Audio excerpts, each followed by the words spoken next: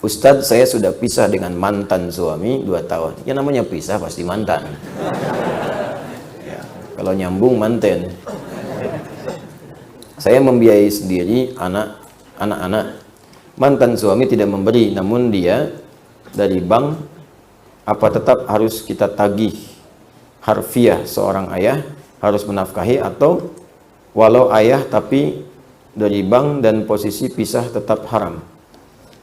Begini Bu ya, itu kan saat pisah nanti hakim di pengadilan itu akan memutuskan ya siapa hak asuhnya. Ibu, biasanya ke suami tetap diberikan hak untuk kewajiban untuk memberikan nafkah untuk anak. Kalau untuk istri kan sudah pisah, makanya ibu sebut mantan, kan?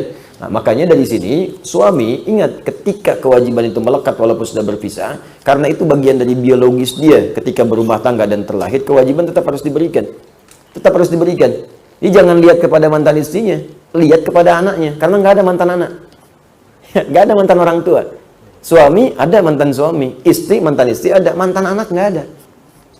Mantan ayah nggak ada, mantan ibu nggak ada. Ini mantan ayah saya nih, nggak ada, tetap ayah. Ini mantan ibu saya, tetap ibu. Karena itu, karena terikat masih dan dia mewarisi, perceraian kedua orang tua tidak menggugurkan hak waris anak itu darinya. Makanya hak waris tetap melekat, walaupun jadi mantan ketika ayahnya meninggal dia mendapatkan warisan. Istri tidak karena sudah berpisah di situ, terhijab dia. Ya, maaf, kematian satu, kemurtadan, riddah, termasuk perceraian, itu yang menggugurkan kemudian bagian dari hak waris. Dia nggak dapat warisan.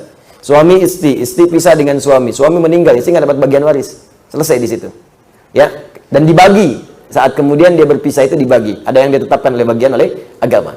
Kemudian murtad nggak dapat warisan.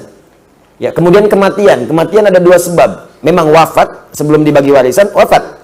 Ya, ingat bukan wafat duluan yang ahli waris. Kalau wafat duluan yang meninggal, kemudian ahli waris masih ada, setelah itu dia meninggal, tetap warisan diberikan kepada dia.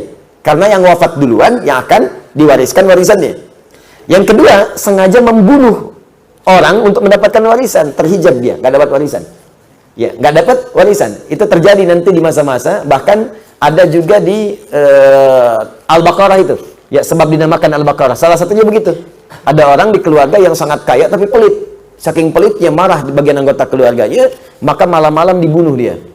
Ya, tujuannya apa? Tujuannya untuk mendapatkan warisan dari situ supaya hartanya bisa dikuasai. Ya, dilemparlah kemudian jasadnya di jalanan, dilempar biasa, dia pergi dan orang nggak tahu siapa yang bunuh. Tuh, jadi peristiwa itu kalau nggak disebutkan kapan kejadiannya, siapa tokohnya, ini menunjukkan akan terjadi lagi di kemudian hari. Saya tanya pada Anda, ada kasus pembunuhan yang sengaja buang mayat di tempat-tempat terbuka? Ada. Ada kasus pembunuhan karena warisan? Ada. Ada kasus pembunuhan karena selingkuh? Ada. Makanya kasus-kasus itu diisyaratkan dalam Al-Quran di masa lalu supaya tidak terjadi di masa depan.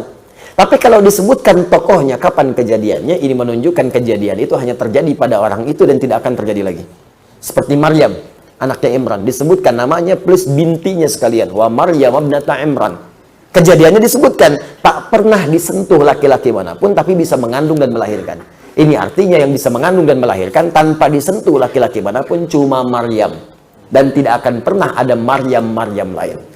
Ya, ingat, tidak akan pernah ada Maryam lain. Walaupun di masa sekarang ada namanya Maryam, bisa mengandung, melahirkan tanpa bapak, banyak yang gitu mah. Ya, tapi yang tak disentuh laki-laki manapun cuman Maryam binti Imran. Jelas ya? Baik. Nah, ini yang seperti ini tetap ada kewajiban, dan kewajiban itu tetap diberikan dengan cara yang halal. Jangan berikan yang haram, karena itu pun anak akan tumbuh, mungkin melahirkan pahala bagi Anda. Dengan istri mungkin berpisah, tapi anak itu mungkin jadi penghafal Quran. Anda kurang amalan, anak itu mewariskan amalan untuk Anda, maka berikan yang halal padanya supaya pekerjaan amal solehnya mudah dilakukan.